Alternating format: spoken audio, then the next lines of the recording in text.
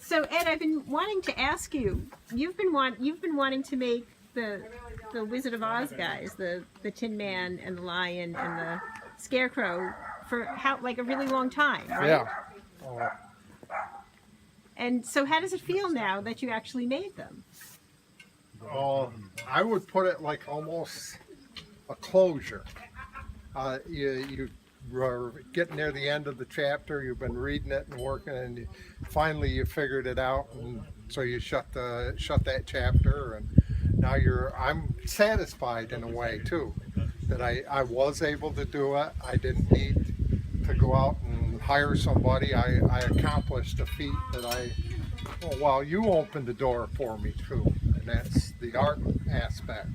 Because you thought you didn't have a reason to make them. Is that what you were saying? Is that what you? I mean, I fiddled around with it. The first Tin Man that I made was kind of, I've always wanted to do this, and I had. Well, we have the first Tin Man. Yeah. We love him. And I always wanted to do it, and then when I got showing stuff at the open house, and every year I wanted to push myself, try something else, do something different, see what you can and can't do. And now these are really different because they're very large and they have to stand up on their own, right? So that must have been a big challenge all in itself. And it's kind of funny because I don't make them standing, I made them laying down, and it was all a guess, and it worked. But you have a sense of that. You just have an innate sense of how to do that. And the only one that I kind of, now that I look back on it, wish I'd found something else for the face of the Scarecrow.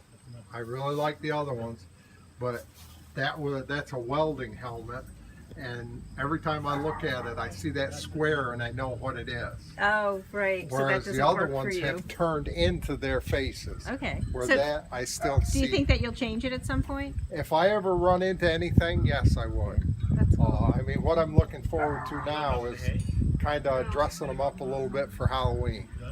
Well, I think they look great.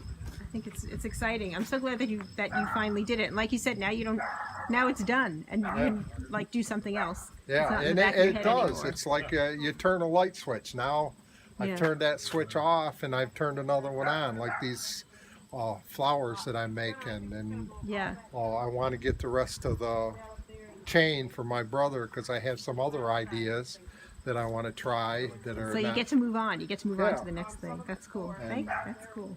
It really feels good every time you get an accomplishment. It's almost like nobody's patting you on your back, but you're getting a pat on the back. You did it for yourself. Yeah, I did it. Well, and that's what drives me is climbing a hill and getting to the top of it. I just wrote a piece about a quilt that I made that I didn't get any response to, and usually I sell them right away. So you have to just kind of say, okay, so I needed to do it. It doesn't matter if anyone ever buys it. I still need to do it for myself, and it does lead to the next thing. Yeah. And if nobody, we took them up to the fair, but if the fair hadn't been around and I just put them here, and the only one that sees it if people come here, that's plenty That's for good me. enough. I mean, Well, people on your blog get to see them too, right? Yeah. All right, thanks, Ed. Thank you.